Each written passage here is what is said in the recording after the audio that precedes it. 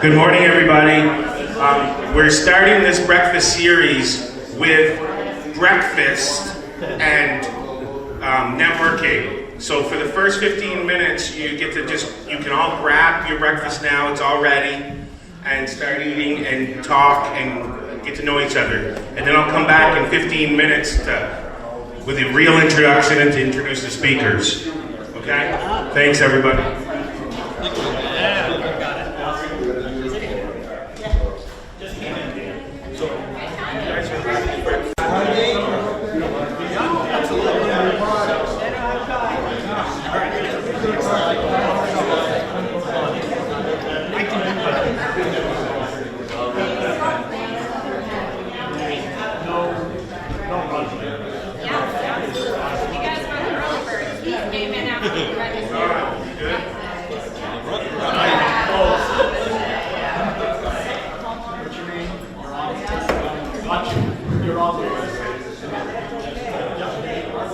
Good morning again, everybody. I'd like to thank you all for coming to the first breakfast in the Wake Up Newport breakfast series. This one is Local Roots, Local Revival. So the format is we have 3 speakers scheduled today, and at the end, they're each going to talk for 15 minutes, and at the end there'll be questions that are going to be very similar to legislative breakfast, where you come and say your name, state, your town, and then ask the questions. The first thing is I'd like to thank you all for coming. I'd also like to thank the East Side for this excellent food. And I'd also like to thank Casella and Jeremy Lambert for paying for all this excellent food. So let's give them a round of applause.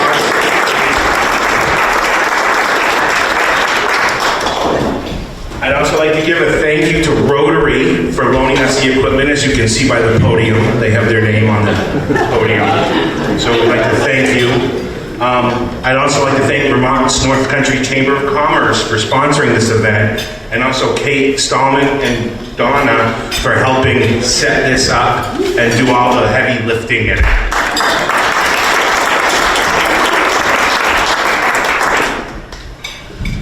I'd also like to thank our speakers. Scheduled today is Dave Snedeker of NVDA, apologies. Rick Daniel of Vermont Small Business Development Center. Patrick Supranowitz, State Director of USDA Rural Development. And Kevin Lambert, the Public Affairs Specialist for USDA Rural Development. The first scheduled speaker is going to be Dave Snedeker. Dave Snedeker joined NVDA in 2003 and has served as a director since 2013. NVDA serves as both the Regional Planning Commission and Regional Development Corporation for the 3-county NEK region. And just so you know, you all get a handout of all the bios of all the speakers that are going to be speaking here today. So without further ado, we'll get Dave Snedeker here, our first speaker.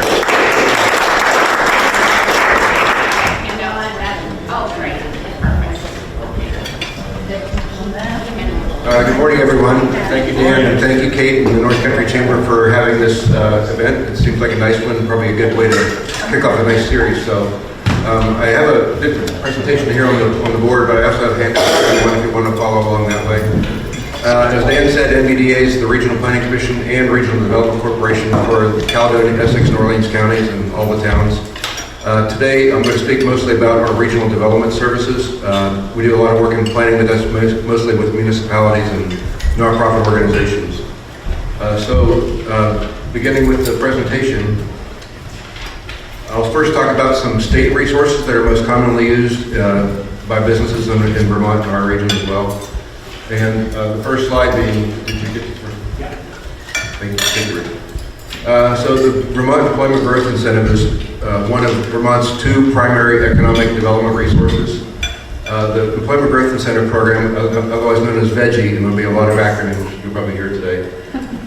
It's basically a program that seems to be utilized more by larger businesses, but it's a cash payment to a business based on the number of jobs created and capital investments.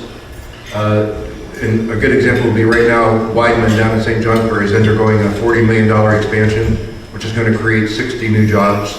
So plugging the job creation numbers and their capital investment into the veggie formula, they ended up getting a $2.3 million cash payment that they'll achieve after they actually create the jobs they say they're going to create. So other companies that have used the veggie program, aside from Wyman, we've had Vermont Aerospace, also down in St. Johnsbury. Companies up here that would be eligible should they ever decide to expand, built by Newport maybe, maybe North Country Hospital, JP, those sorts of businesses. So primarily a program for larger businesses. It's complicated. They do have a pre-application process that lets you, it's a simpler application to let you see how much your actual cash payment might be, and then you can decide then if you want to move forward with the fuller application. The next program for the state is the Vermont Training Program. And this program is to be used for training new employees or training existing employees if they're upscaling or something like that.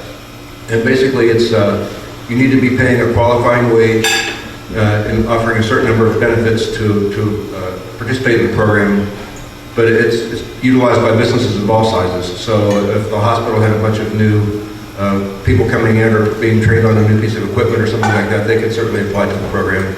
As could another company that was bought a large piece of equipment and needed to train employees on that. So it's a program for both new and existing businesses.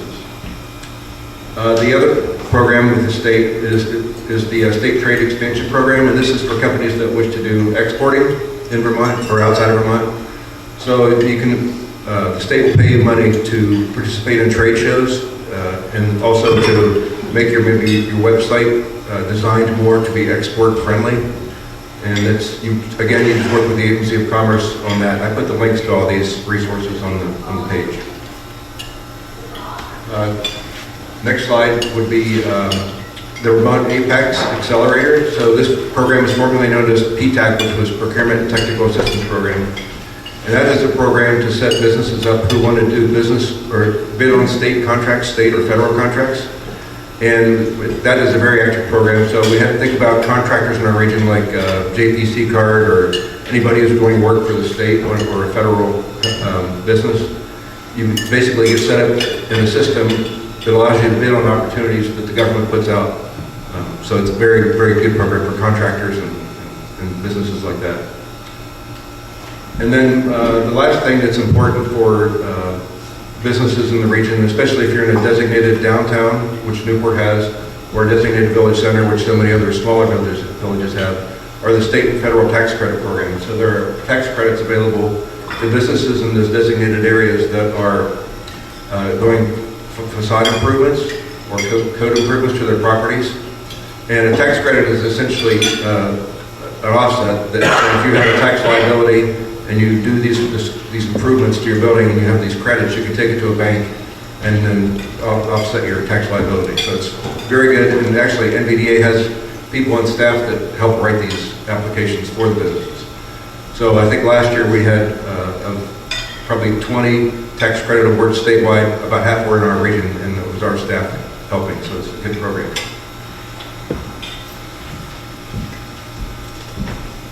Next slide. So I'll talk about some of the NVDA business resources, and these are great resources that we have usually every year. We're waiting on some of these right at present. One is the USDA Small Business Technical Assistance Grant Program.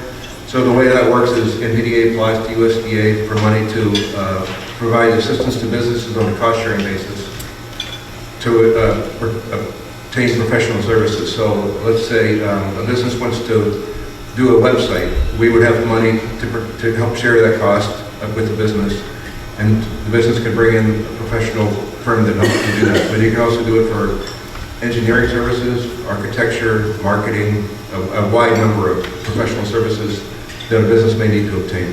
It's a very popular program. And right now we have an application outstanding that we have not yet heard on from USDA. Typically we would know by now, but I think we should be hearing something soon. The other program we have is NVDA has a couple of small business revolving loan funds. So our program in particular is good for the purchase of real estate or equipment and also operating capital. One requirement is that we cannot be the only lender, so the business needs to be working with another lender, and then we participate as well. And we have the ability to vary interest rate and terms to below market rents or interest rates, and then we can vary the term as well. Not a very active program, but we do help 2 or 3 businesses a year.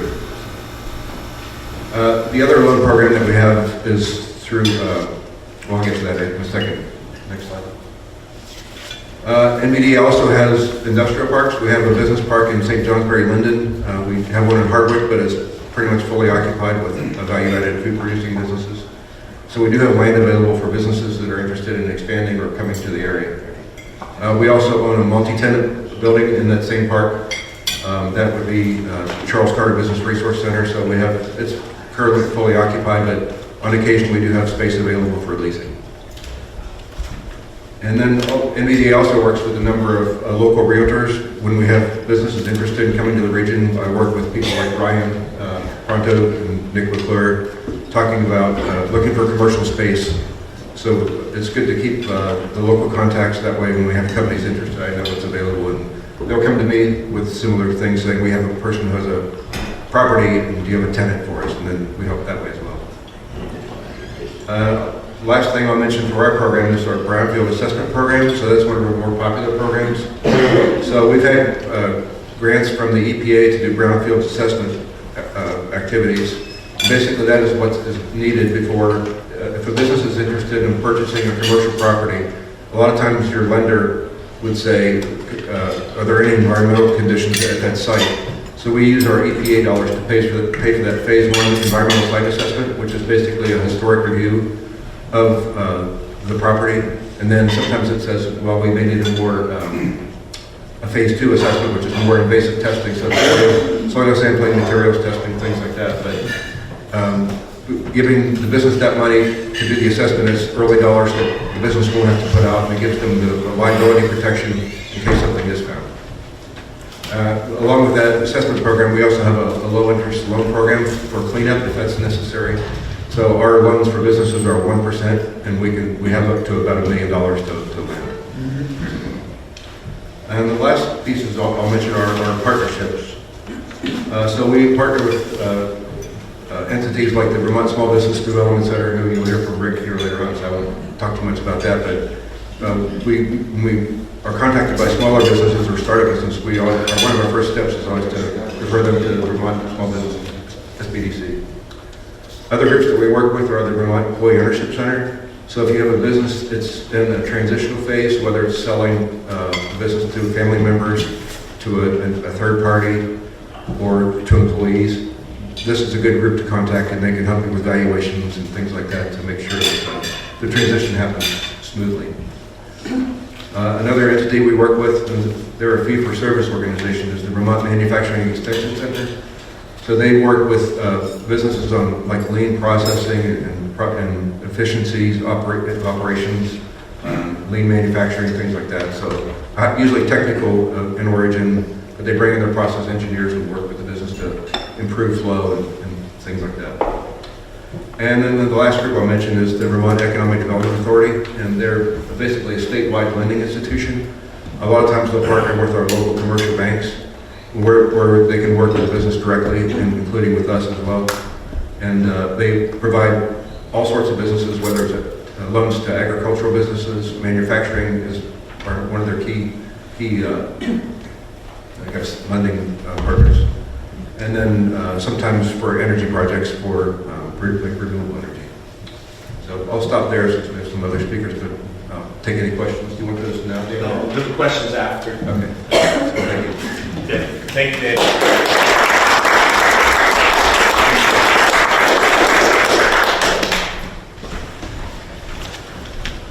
So our next speaker is going to be Rick Danielle, business advisor, Northeast Kingdom, Vermont Small Business Development Center. With over 25 years of experience in change management, project leadership, and small business strategy, Rick helps entrepreneurs across Vermont's Northeast Kingdom start, grow, and transition businesses. And he has a much more in-depth bio on the sheet. So thank you, Rick. Morning, everybody.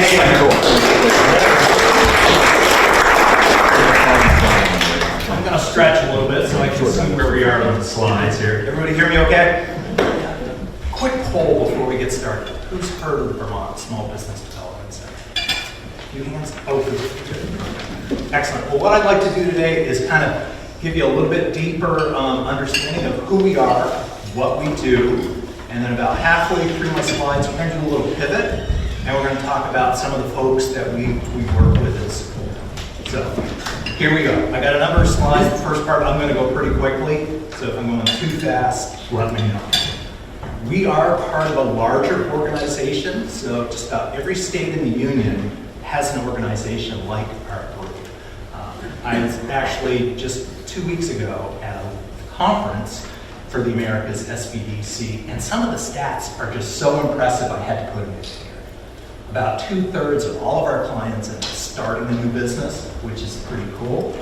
80,000 new jobs last year as a result of our activities with companies. You can see the numbers in sales, and most importantly, about $6.5 billion in capital access. So that's working with clients, helping them get prepared for lending conversations, getting their businesses off the ground. I thought that was pretty impressive. For us, as a business support organization, we provide no fee advising, so there's no cost whatsoever to businesses. We do one-on-one confidential advising, so everything we talk about is strictly confidential. And we work across the whole state. So we were talking earlier, Kevin and I, about the life cycle. So it's everything from, hey, I've got an idea, I don't know if this is going to fly or not, to I've been running my business for 20 years, it's time for me to get out. This is our team, small team. We've got about 7 advisors that cover the whole state. 70% of our clients are in business, 30% working on getting there. Our results, statewide, if you will, we've had 531 individual clients being advised through 2024, about $10 million in new capital infused into businesses, 25 new business starts, and about 240 new jobs. So, you know, small group, but impactful, very impactful. Myself, I've been working with the SBDC for about 2.5 years now. Came in from a bit larger organization, but throughout my career, I've been a project manager, worked in the IT space, helped a lot of businesses kind of get started and whatnot. I did work for here at Green Mountain for a while, worked for the state of Vermont, Kelly Services, so I've had a lot of different experiences and got to that point in my career where it's kind of time to give back to the community. So hopefully I'm providing some of that stuff back. We're a little clipped off here, but fun fact, I'm an avid astrophotographer. So deep sky objects, nebulas, star formations. If it's dark and clear, I'm in the back here. Couple of items, and this will be in your packet as well, what we do versus what we don't do. We're not lenders. We're not licensed legal professionals. We're not accountants.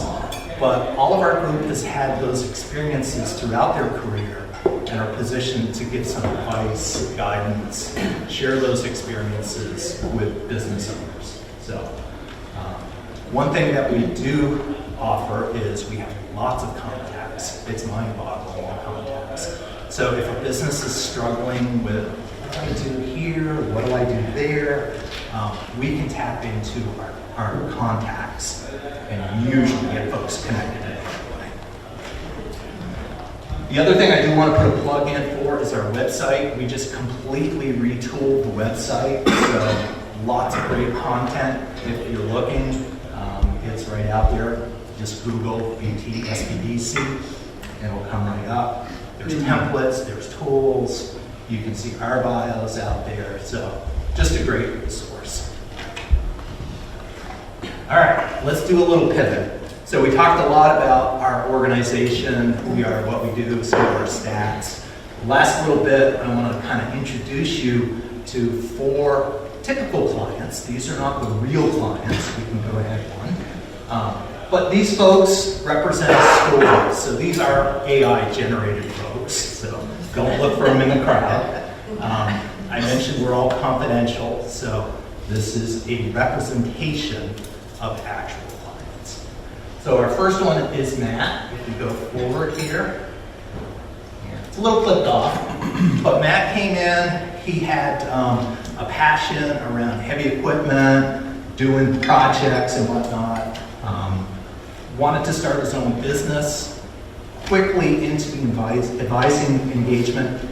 His personal finances, his business finances were just all mashed together. So we worked hard to kind of separate that, set Matt up with a business plan, set of projections, got him directionally pointed, and now he's got his equipment, he's got running a business, actually quite successful today. So you can see how we kind of steered Matt towards a successful path. Next one we've got here is Sarah. Sarah came to us. She was struggling a little bit. She knew she wanted to be in business. She wasn't really sure what she wanted to do, to be honest. She had a few passions. We talked through it for quite a bit. She was actually looking to take out a loan, but she wasn't sure what for. So we talked through it a lot. She ended up deciding to take a little pause. Actually, she's going back to school, amping up her skills a little bit, trying to gain her own self-clarity as to what she wants to do. So even though it didn't result in a business start, I think that was the right thing for that particular case. Let's see, who do we have here? Oh, Jenny, yes. Jenny came to us with a great passion to start a bookstore, small bookstore. She had a lot of her ducks in a row. However, she had some credit issues, wasn't the best credit. We worked through that. We tried some creative things. Actually, she came to the realization that this is all well and good. I've got good solid plan, but maybe just not now. So she decided to kind of put it on pause for a couple of years. Then we'll dust it off when she's a little bit better prepared. So that was a good one. And then our last one, I think a lot of folks can relate to this one, flood recovery issues. This gentleman lost a fair amount of land during the floods, had some equipment issues, completely turned his world upside down. So we worked through the disaster recovery piece with them. Actually, I'm meeting with him this afternoon as well. So he's pointed in the right direction. He's got a new property in mind. He's got all the approvals set up. He's ready to go. So just a few quick stories that kind of give you a feel for how we work with individuals, business owners, to kind of advance them to the next level. All right, last slide. So my ask, if you know of any folks that are working at their business, want to start a business, have questions, I've got some parts, definitely reach out to us. We're here to help. Nobody has to be in business alone. So, thank you.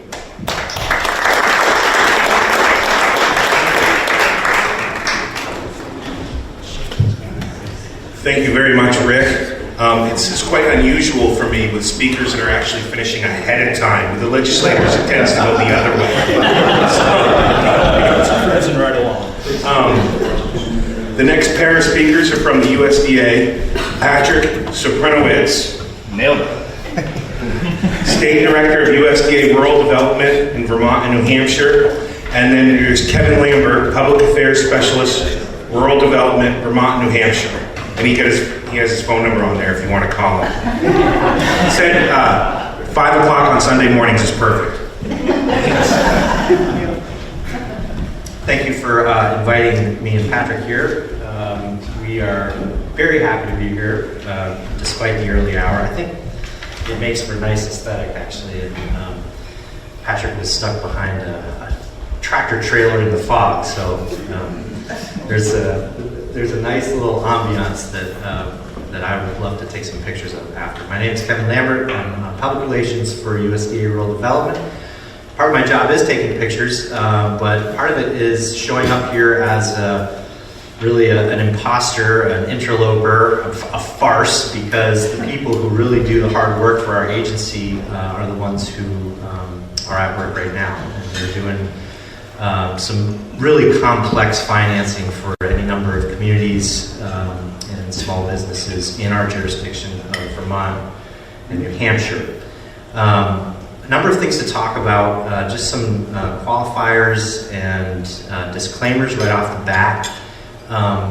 A number of our programs, people have asked us, are we going to have funding for certain things in the new year, the new fiscal year? And the simple answer is we simply don't know, and we won't know until those appropriations are hammered out, and that'll either result in a continuing resolution or a new budget, or we hope not, a stoppage. But those are the three eventualities. We have this happen every year, and so we will have more to tell you hopefully by the middle of October or thereabouts, and then we'll have a clearer idea of what kind of programs and what funding levels we'll have.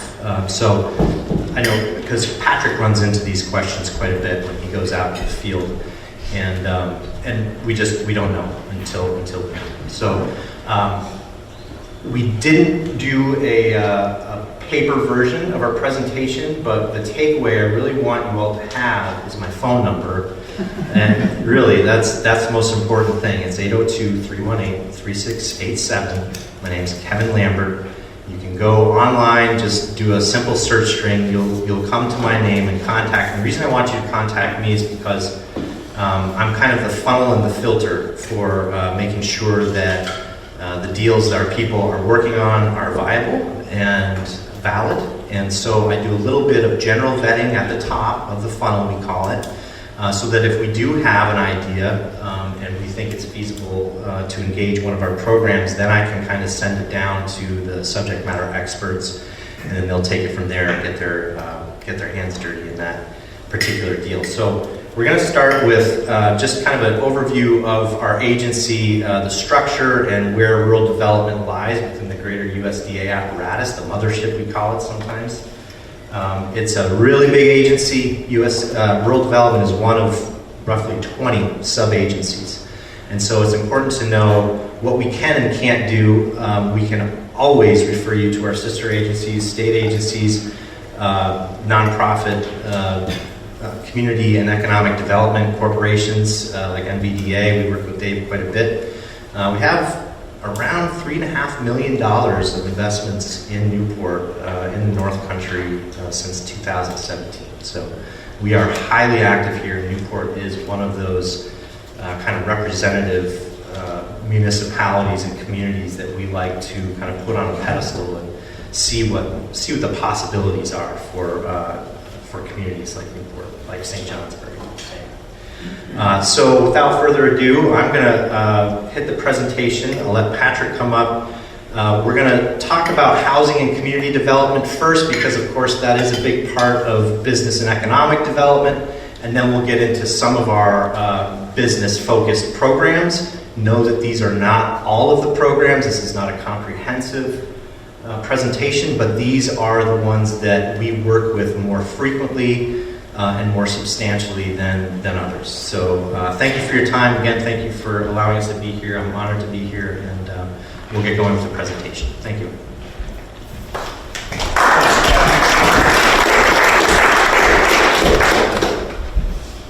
I'm going to kind of bring this up here just to mirror, so I'm not doing this the whole time. Thank you, everybody. Good morning. My name's Patrick, as Kevin said.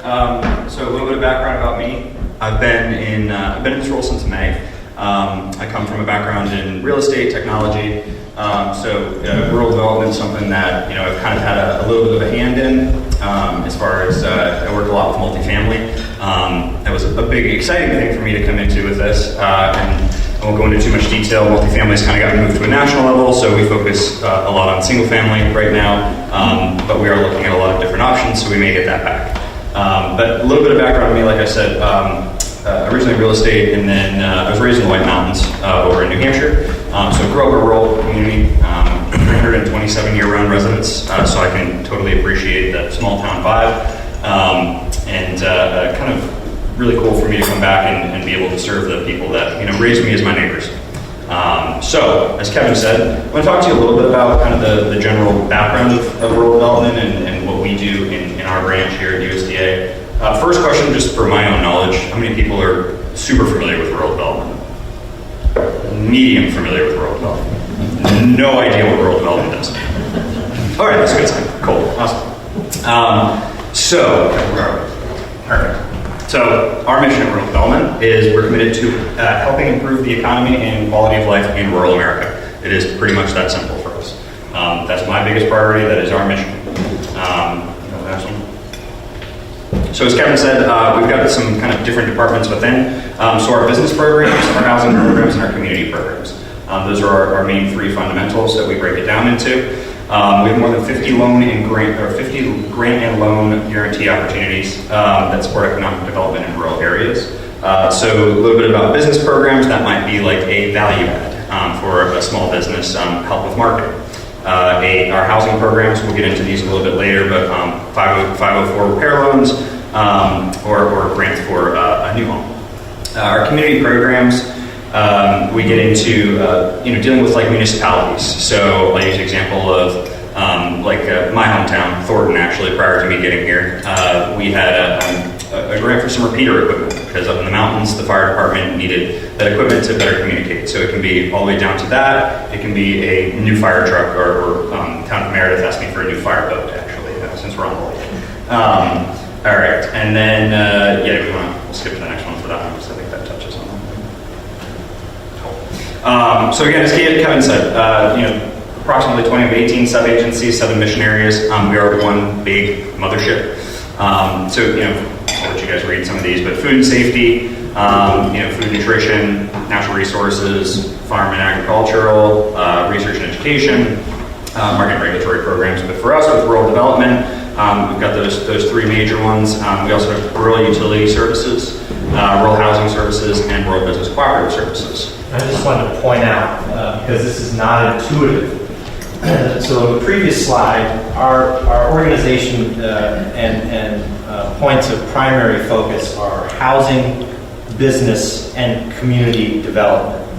So these 3 agencies, RUS, RHS, and RBS, it's actually RBCS, they are listed as sub-agencies under USDA, but they essentially operate through rural development. Okay, it's not intuitive. Our community facilities programs and housing programs are under rural housing service. Now, our water and waste programs and solid waste management, that is the water and environmental programs, we call it WET, that's under rural utilities service. Okay, and then our business programs are under RBCS. So we have 3 sister agencies. They're sub-agencies. They don't operate really as singular entities. They operate through us, and they deviate kind of in staggered ways under the 3 areas that we serve. Just that doesn't really mean anything for folks in this room. I want to illustrate for you how it works in the federal government and how things are designated. And that's why our community facilities money does not play well with our housing money. We can't combine those 2 funding resources. So our community facilities money can't go towards, say, a multifamily housing unit. Right? That's something that's important to understand. All right. So the government has a very specific way of making sure that those pools are separate. And I keep telling that to Patrick, and he keeps telling me, yeah, but we're going to change that. and I love him for that, because he looks at the regulations and he says, well, let's go deeper down in the farm bill. Maybe we can change that. Maybe we can get those 2 things to kind of get in the same arena and play with each other. And I hope that he proves me wrong. So we'll see as the regulations come under scrutiny what will happen. But I just wanted to throw that out there and make sure you understand. Thank you, Kevin. Yes, Kevin does do a good job of kind of keeping me in line with I'm very idealistic, I guess, ideological. And so he does a very good job of saying, no, this is where we're at now. And I'm like, yeah, but we could do this. And I'll take that opportunity to kind of touch on, my background coming from the private sector, being sort of first time into government, it's an interesting experience to me to see kind of how many things you flow through, to get something done. And so I think I say that because we're in a very unique time where we've shaken a lot up, and there's a lot of opportunity. So one of the things Kevin and I do is we go around and we host roundtables, and it's been very important to me to kind of like hear feedback from people. So I know this isn't really a roundtable, but I will offer that later in the morning. If you want to come talk to me about that, you know, we're sort of in a position of what would you like to see happen. So I'm trying to stay kind of general with it, just because we don't know what it's going to look like. But yes, to Kevin's point, thank you for steering me back there. All right, do we want to go to the next slide to talk a little bit about kind of what we have for services and what we help? Cool. All right, so again, I don't need to read all these to you guys, but you know, 50 loan, grand loan guarantee programs. I'll touch on a few that are really important to me. So like, you know, senior housing and childcare, that's a really big one. Vermont, New Hampshire, I mean, it's all across the country, but we have a big housing crisis. You know, so I think when you get kind of communities involved where you're able to provide childcare, somebody's able to, you know, go to work, you know, they become more self-sufficient with being able to afford that home. The senior care, obviously, we take care of our senior citizens. I'm a big, was very into art when I was in high school, so the recreation, arts, and entertainment. I was also a big outdoors person, so when we get into things, being able to you know, put money into something that can actually have a big impact, sort of as a catalyst for a community. Kevin, can I use the Franklin Park? Is that okay? All right. So we had an example in Franklin, New Hampshire. It's an old mill town. So we put some money into a white water park, which is kind of like it's half man-made, half nature, and they have like a whitewater river kayaking center. And so just that sort of outdoor and entertainment factor. I mean, for us up here in the North Country, it's a big part of our tourism, it's a big part of our GDP. So that right there actually just alone brought in private investment and is revitalizing the town of Franklin. So for me, that's kind of how I look at things. It's a very big picture. What can we do with like one little pilot light or catalyst that has a bigger impact on the community? Those are sort of the ways that I'm looking to move forward with. And then everything up to electric and broadband, that kind of ties in a little bit to another thing for me is our community centers. So, you know, everything from telehealth, getting broadband to these rural communities is a really important thing. I mean, again, I grew up in the White Mountains in New Hampshire, so I don't think I had, I'm pretty sure we had dial-up when I remember the tone when we put it that. So, you know, kind of you know, getting that communication to people, you know, it helps with telework too. So, you know, some of these more rural communities, if they have the opportunity to work remote, we want to do that. You know, the waste or water and waste management is a big one that we're dealing with right now as well. And then I talked about, you know, public services and facilities. That's been something that I've really stepped out and gone to these municipalities and said, you know, what do you need from us? You know, they're obviously really important to our communities, especially in, you know, Vermont. We're all, you know, these really small rural communities, a lot of volunteers. So, did I miss anything there, Kevin? No, you're good. Okay, next one. Go to Talk about a couple examples. 504. Okay, perfect. Yep, so I mentioned it earlier, our 504 grant. I won't read this verbatim to you guys, but I'll touch on a few things. So the applicant eligibility, you know, the idea behind it is to be able to maintain safe and affordable housing and sanitary housing for people in these rural communities. Your loan is up to 61 years old, up to 1% interest rate up to $40,000. For the loan for the grant, 62 years old above, there are post-disaster waivers. I'll touch on that a little bit too. I am part of the Disaster Assistance Fund Committee. It's another 3-letter acronym. So part of that one as well. So I know like Vermont has $31 million in disaster assistance that's kind of sitting there for us. So looking to push that through. Let's see, so a couple of these on the left, these are some of the income limits. So they do have an income limit on average for the community. So you can see Northeast Kingdom, $47,500, Lamoille, Orange, Rockland, and Wyndham. Much of the Burlington area, really super relevant, but is not eligible for the 504 based off of size, population, income levels. All right. On 502. Thank you. It's not going for me. Hold on. Bear with me. And you'll notice these are you'll see urban populations that would be redded out, and there are certain tracts in Burlington that are eligible, but you would need to go online to the map and search the address that you're interested in to verify, and then of course we can do that through our office as well. Again, this is low-income housing, safe, secure housing for people who are looking to get into the market. This is not an equity play. Okay, this program is one that you would eventually graduate out of to get into a commercial product, because the government will recapture. It's called recapture at the end of the term or whenever the owner wants to sell, because there's no down payment with this product. So that's how people can get into the housing market. Good news. Got that. Sorry. I was about to just take that and come out. All right. So single-family housing direct home loans, that's 502.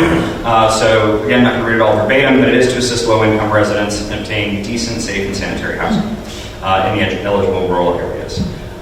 So you got to make sure that the market value does not exceed the area loan limit. You can see on the left, it is open year-round.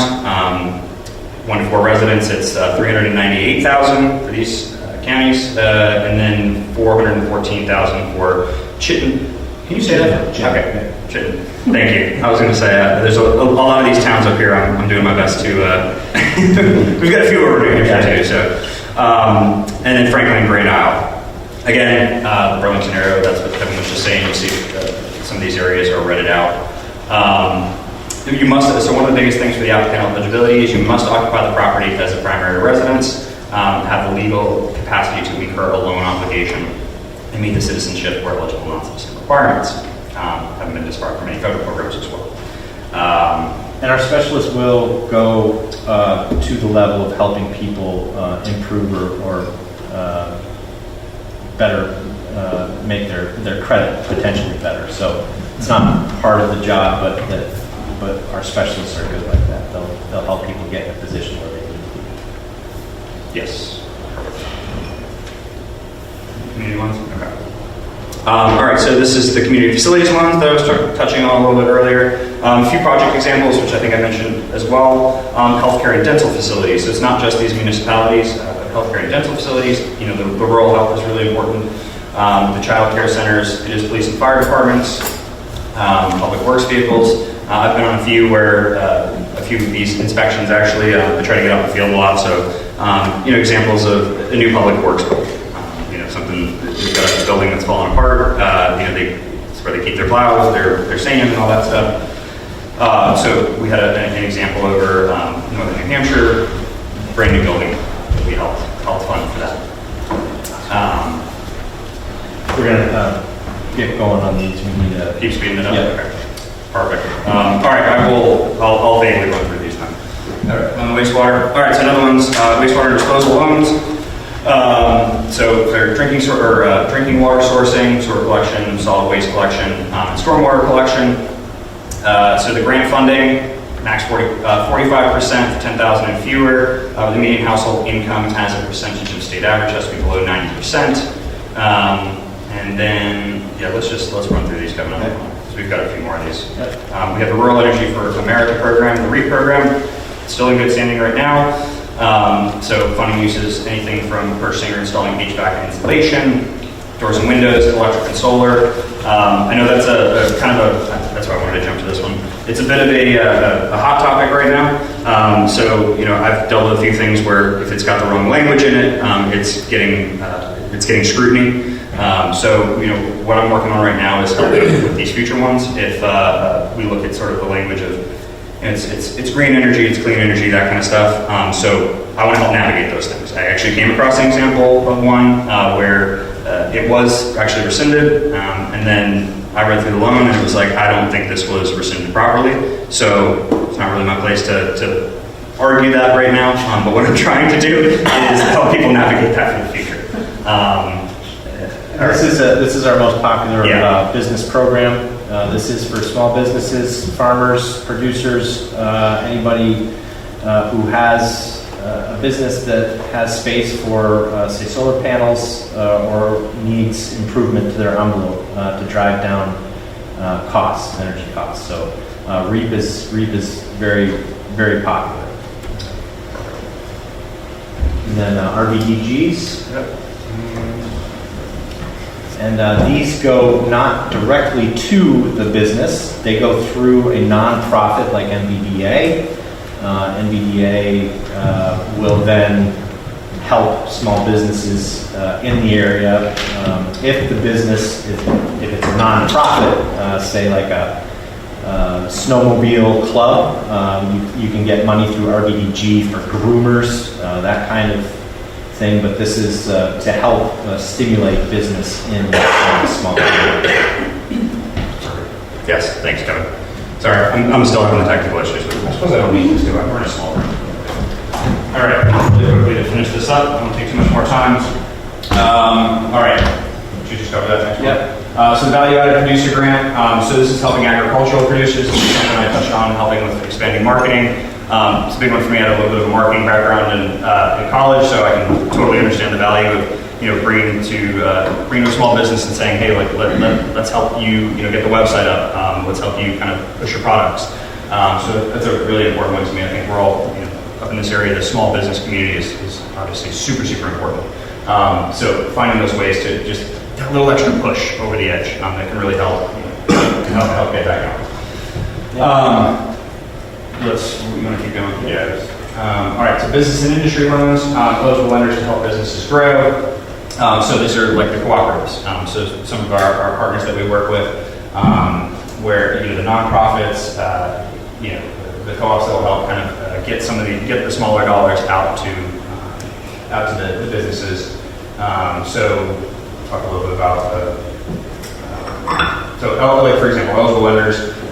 So federal banks, state chartered banks, savings and loan, farm credit bureaus, credit unions, they have to have the direct lending authority. And this is a way to leverage commercial loans. So a loan guarantee from the government will give you the ability as a small business to receive more money from your commercial lender. So it's a security play that gives you maybe a longer term, maybe a better deal.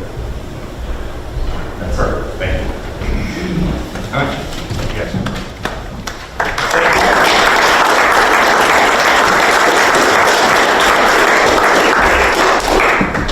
So before I begin the Q&A, I just got a couple announcements because I know as soon as it's over, you're all running out the door. You're not going to listen to anything else I say. Just kidding. The next breakfast, Wake Up Newport, will be Tourism as a Catalyst on October 20th, Monday. Speakers will be announced and emailed out to everybody.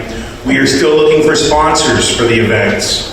So please contact me if you know anyone who's interested in sponsoring any of the 3 remaining events in the Wake Up Newport series. I also want to announce that on September 27th, we have the Chili Fest in downtown Newport that is also a chamber-sponsored event. We'd love everyone to come there and eat a bunch of chili, or even if you'd like to, you can even compete and make some chili and bring it and give it to everybody. So, just wanted to make that announcement. Now we are beginning the question and answer session. So please, if you want to ask a question, please come up, state your name, where you're from, ask your question, and who it's addressed to. It could be addressed to any one or all of our speakers.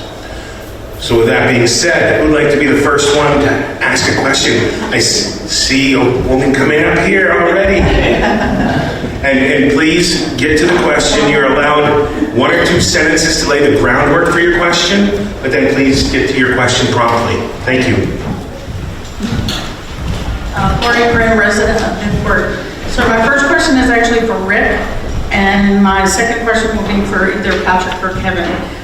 So Rick, I'm familiar with small business development, but recently I was having some conversations with some community members, and they are home businesses looking to expand. Have you ever considered, or do you do workshops where you go into the community and have people come as a group to learn about your business? Because they didn't seem to have any kind of connection. So that would be my question for you, and then I'll just go ahead and ask the next question. I'm wondering about the grant program for homeowners that you talked about for low income. Are those personal loans, or Are those business loans to people who are building low-income housing? I'm just trying to understand that. Sorry, no, so yeah, that's a personal one. So yeah, it's direct to. So normally after the question, we'll have the speakers come on and answer.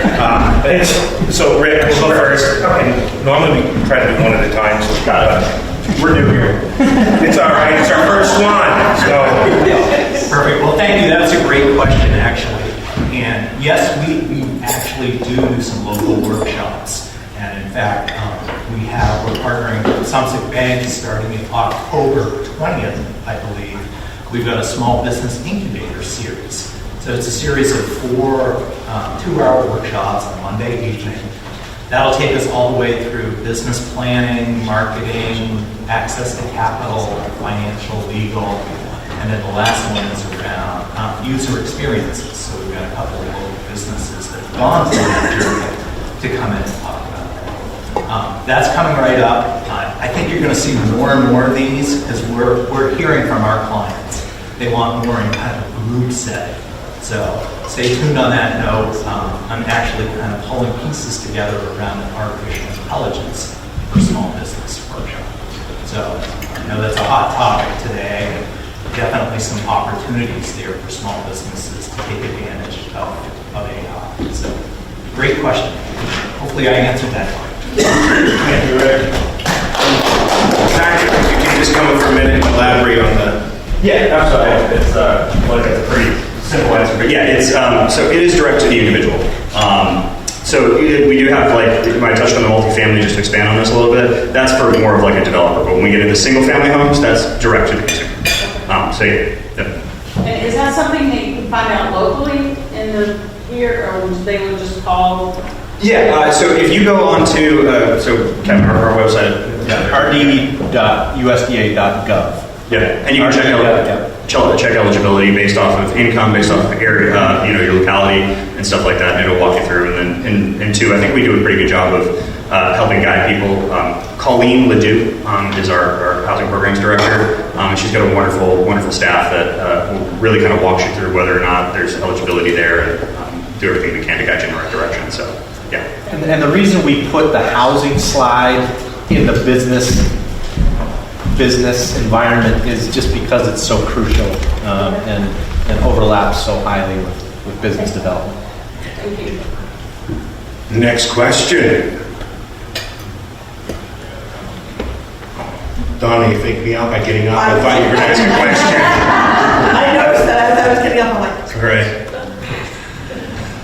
Mine's pretty quick. Is this the information you give to the other towns to say come here? Me.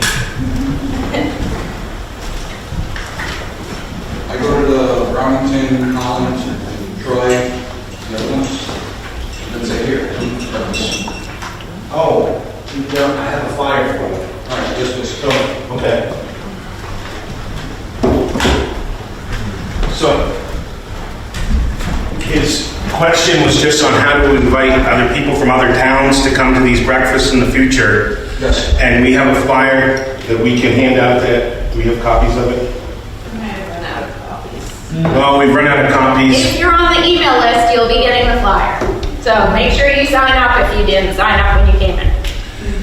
And just as a context of this whole series that we're doing, part of the things with our new revitalization of the chamber is we're trying to incorporate a lot of these programs, they're both for individuals and businesses, into the chamber to help communicate and get them out to the people that it might be most beneficial to.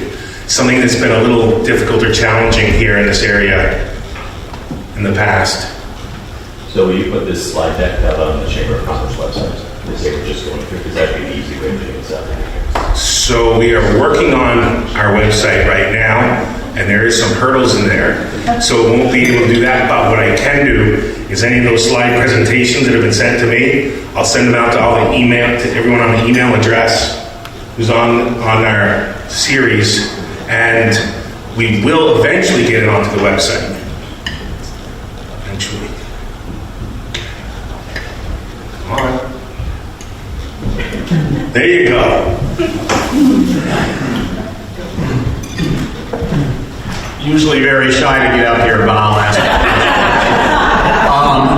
Probably in for the rural development, are you only working with nonprofits for multifamily? Or are you working with developers?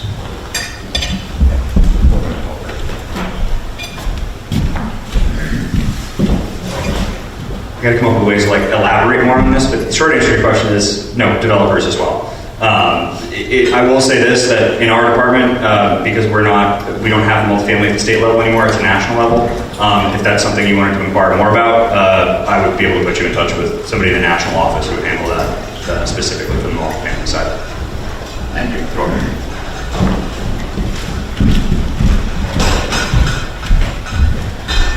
Thank you.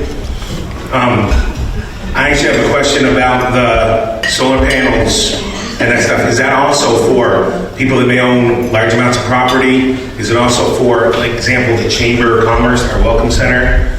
Are those things, and if you could elaborate maybe on those programs a bit, please? Sure. And I'll elaborate a little bit of a caveat to it.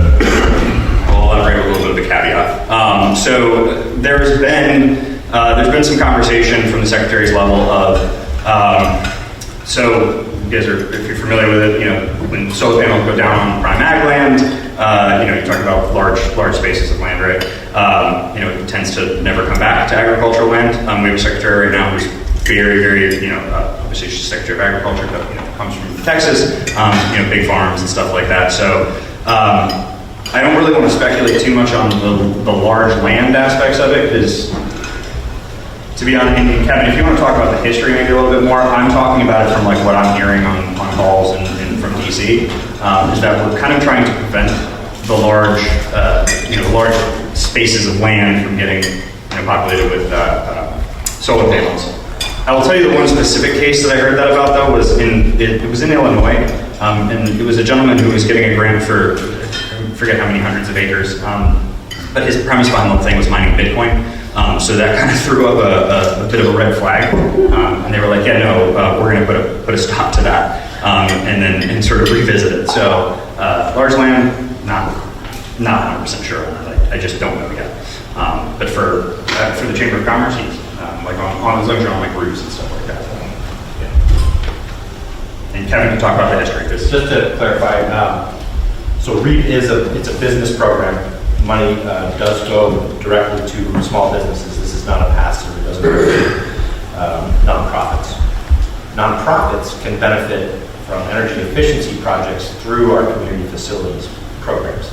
So community facilities can come into a building and provide more insulation, get you new doors and windows, drive down energy costs, replace a boiler if you have an inefficient boiler. So community facilities money is available for that.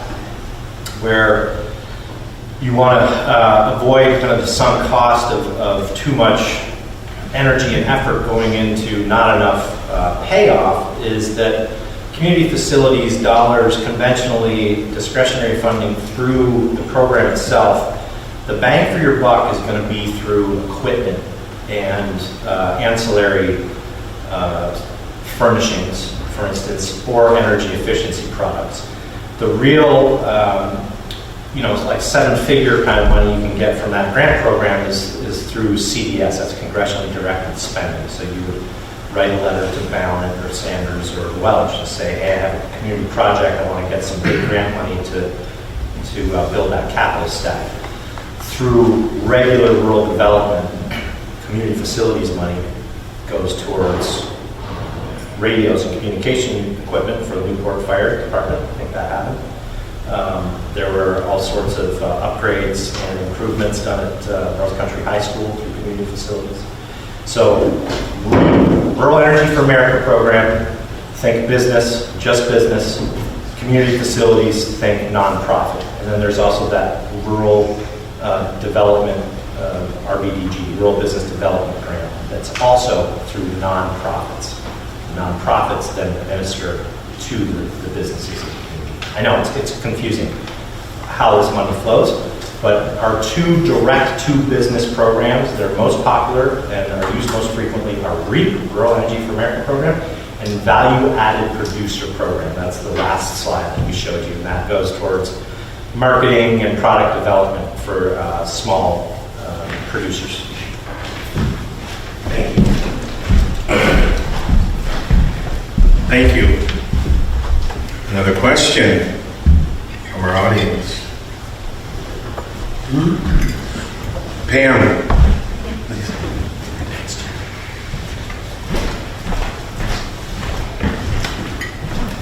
Pam Ladd, Newport. It's not a question, it's a comment. Those of you who use artificial intelligence to present something to us. This is format page just for questions, please. Okay. Not comments. Okay.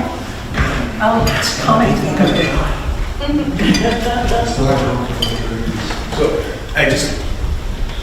I was going to ask if the AI development on theirs, and just if you could speak a moment on how AI is affecting your jobs. Anyone? You take that one? Absolutely. Absolutely. So AI is definitely something that's, that we all know is coming and is being utilized. Actually, as I was at the national conference just recently, there was a whole track around AI and how that's changing the way folks are utilizing the technology today. Everything from marketing to invoice processing to just understanding your business. I was recently on a webinar with the Maine SBDC, and they had a really good speaker on there that was talking about AI. And there were some folks that were, kind of reluctant and not quite sure, but we had one small business that came on and said, hey, I just started talking to AI, chatting with AI about my business. And the information that they got back just elevated their level of understanding of their markets, their efficiency, just a lot of different ways that it can be utilized. So it is a new technology. It's got to keep a human in the loop. We heard that a lot as I was going through a lot of the seminar and courses. But I look at it as an accelerator. So you can utilize it to really move things along a lot quicker. But key point, you got to look at it. You can't just take it verbatim. I was recently doing a chart for a client, a flow chart, and I thought it was a real simple task for AI. I gave it the prompt, created a great picture. I started looking at it, and the two main flows came to the same spot. It's like, time out, this is not going to work. So it's a fast tool, it helps, but you got to look at it. So, if that helps, Great. Next question.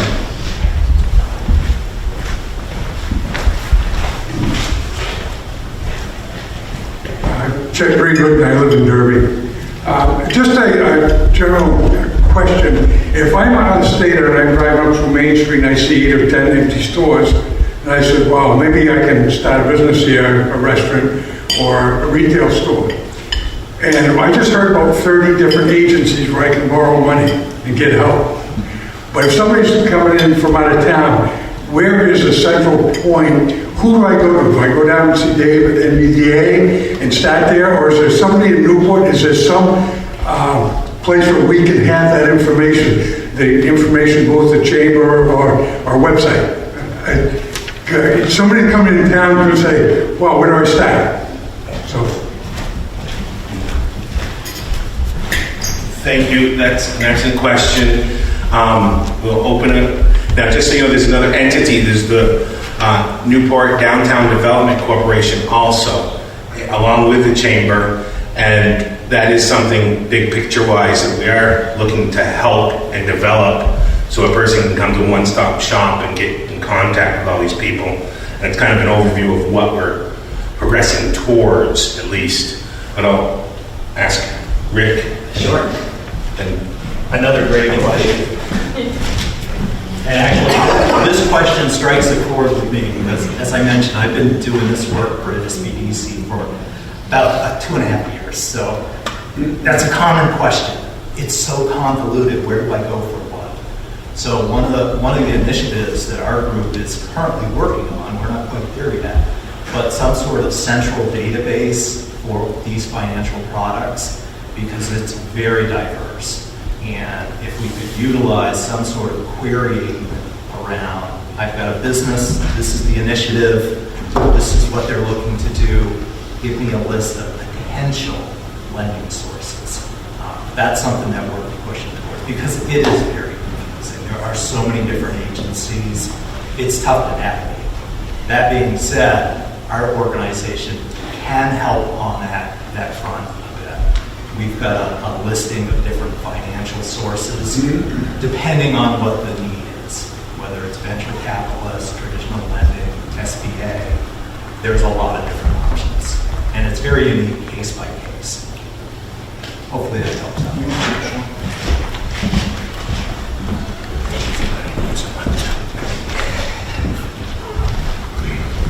One of the qualities and characteristics about Vermont that you learn quickly when you start this work is that different states operate through different apparatuses.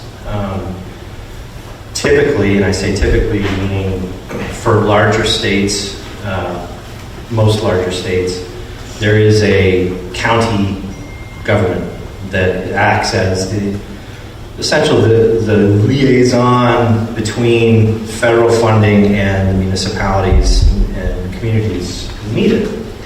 In Vermont, as Dave knows well, our county governments, I mean, we have certain county organizations, but by and large, the way we manage federal funds is through our nonprofits, through our economic development corps, nonprofit entities and organizations who administer those, and of course our state agencies who administer those funds as best they can. And so this requires a lot of coordination. It requires a lot of cross-coordination, not top-down, but emergent, kind of bottom-up. And so a simple answer to your very good question is that you're doing it right now. This is it. This is an occasion that these people, their prescience and their planning, have put together for exactly this purpose, for people to come to learn about where they start. And so I'm sure, Dave, I'm sure you have any number of events where it's kind of geared towards the same thing. Hey, general public, come meet us. What do you want to do? These are idea organizations. You take ideas, you mold them, you cultivate them, and you put them into manifested economic stimulation. So the short answer is that there's really no central place where you'd go to say, start your journey as a small business. But the economic development corporations in Vermont are so coordinated, and people know each other so well, and this network is very well established that if you talk to one person who's just, overlapping just a little on that Venn diagram with somebody else who has that big network, that Rolodex, it really is it's a people game in Vermont. We don't have the luxury of county governments, and so that's why technical assistance is so important, because the people who are managing and seeing to our municipalities' needs are typically volunteers, unpaid volunteers who have regular jobs, and they don't have the time or capacity to do this work effectively without help. So, long answer to a great question.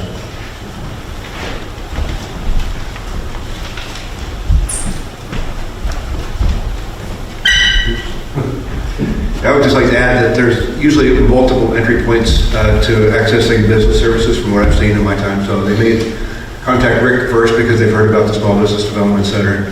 They may contact a local town official who probably is a member of our organization would know to reach out to us.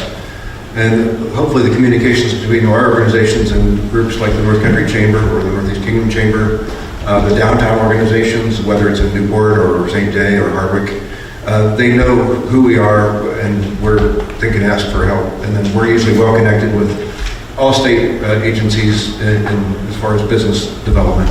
So I think it's just, as long as the communications are good between all these respective entities, which I think they are, no one's going to go left unserved. So, and I'll add that when I went over the state programs, I did provide a lot of detail. It was more of a high-level overview, but I did print out some things that explain each program in more general terms. And I'll leave this on the front table for anybody interested.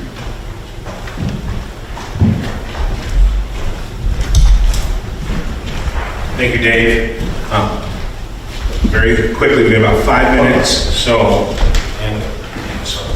My name is Terry Lucas. I'm from Derby. I'm a little surprised, just backing up to Chet's question and the responses. If you're looking at AI and exposing people to AI, you guys should be the first ones to use AI on your site so that people can navigate this very quickly and easily with a large language model. I'm surprised that you haven't done that already. You revamped your website and you haven't added AI to it. It's a surprising thing that you're going to tell people how AI works, but you've never used it, other than cursory at 10,000 feet. question, Terry. Oh, so the question is, when are you going to add AI to the website so that people can navigate that very easily instead of having to watch these slide decks or go through talking to 20, 30 people? I mean, it seems very inefficient in this modern era. So my question is, when are you going to do that? I wish I could give you a date. It definitely is in the works. I know from an AI perspective. Our advisors are using it all the time. I always It's not a question of using it, it's you consuming it so that people can use it from your website. It's a very good difference to talk about it you're really talking about it at 10,000 foot view, not the actual using of it. You can't tell people how to use AI if you haven't actually consumed it yourself on your website to navigate through the system. I mean, it's like me telling you how to do excavating, and I've never run an excavator. Thank you, Terry. Let him answer his question. Thank you. Well, the website revamp actually started about a year ago, so we've just launched that. We do have a full-time developer.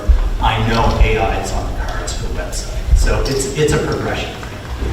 Keep in mind, we are a nonprofit as well, so our resources are a little light. We're a small group, so we can't move as quickly as we have aspirations to. That being said, all of our advisors, and we have some senior advisors that are coming up to speed with AI. So we're building our internal capability, and we want to make sure that's solid, because as we all know, there are some security things to think about with AI. You got to protect the data. There's the data privacy element. We don't want to get too far ahead of that, even though this technology is moving so very quickly. And I totally get your point. We want to get it out there and available for folks. We're talking more and more about utilizing it because there's use cases on how small businesses can utilize AI. So it is coming, unfortunately. We're a little bit slower in catching up to the curve. Like I say, we're not exactly where we'd like to be, but it is all work that's in progress. So, not the best answer, but hope you can appreciate where we're at. Thanks.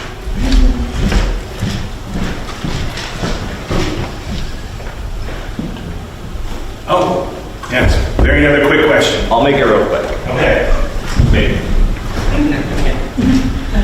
Tod Pronto, broker owner, Jim Campbell Real Estate.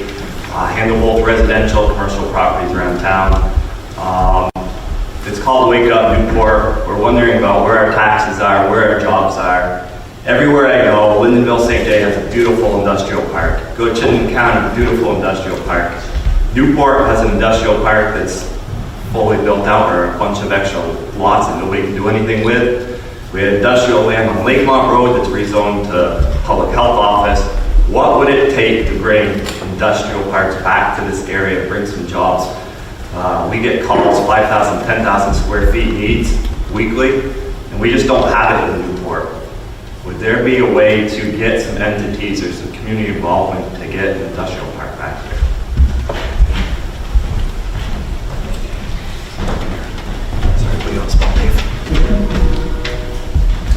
Thanks, Ryan. Yeah, I'm happy to answer that question. There are programs that can help to establish industrial parks. Usually we would work with a willing community, an interested community, such as Newport or maybe Hardwick or New Park or any other community for that matter. But there's some federal programs. One would be the Northern Border Regional Commission grant, which it's an infrastructure program that you can fund infrastructure development to create an industrial park. The state of Vermont, through the Agency of Commerce, has a program called the Rural Industrial Development Program. It's relatively new, but there you can also access state funds to purchase land for an industrial park or to put in infrastructure for land that you may already own. NBD is happy to do that. We've actually been thinking about creating another park because we sold our Orleans Park. We had a park up in North Troy that is no longer available, so there is an interest in getting more land, and it's easier when an organization like mine has site control and to help bring businesses in, but we would certainly work with any community on that.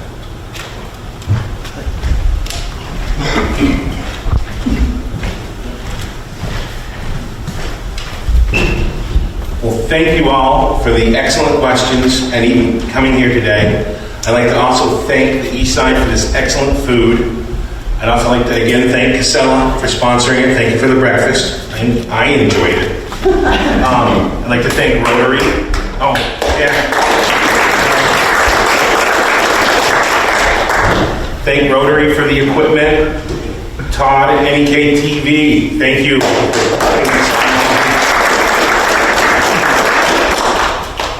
I'd like to thank Donna and Kate for helping, doing all the heavy lifting. And I'd also like to thank the speakers. Thank you all for coming and taking your time and driving up here this beautiful morning and helping get us this information out to the community. Thank you.